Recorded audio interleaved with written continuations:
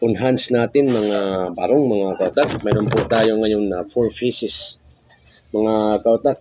Mayroon po tayong mahabang barong at mayroon po din tayong katamtamang na size ng barong mga kautak.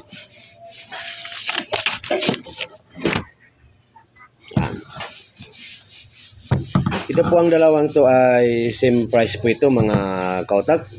Ito po ay 8,000 lang po isa mga kautak. Pero yung pinagkaiba lang po sa kanila ay haba at saka lapad po.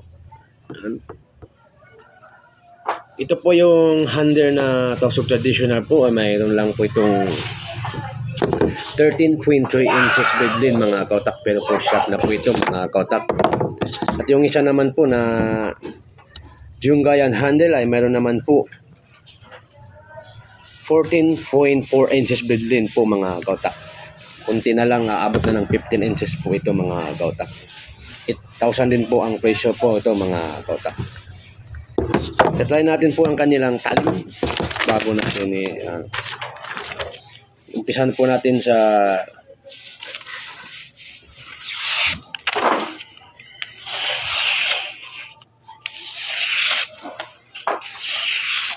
ayan. Kita niyo naman po kung paano ang kanyang talim mga kautak.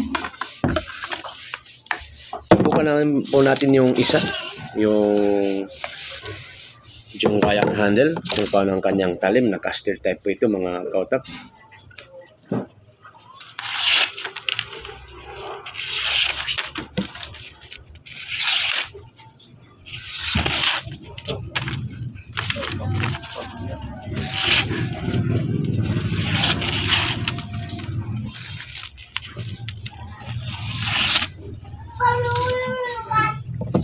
Yan po mga kautak.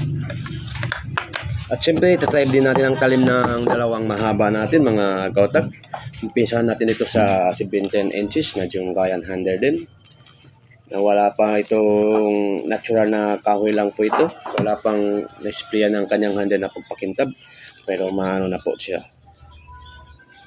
Yan. Naka-full of kit po ang kanyang katawan na pinaghalong classic design at saka modern design po mga kautak. Yan, tatry din natin ang kanyang talim. Ito pa ay 17 inches bedlin mga kautak.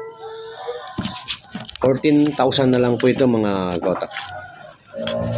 Nag-isa lang po ito na authentic design.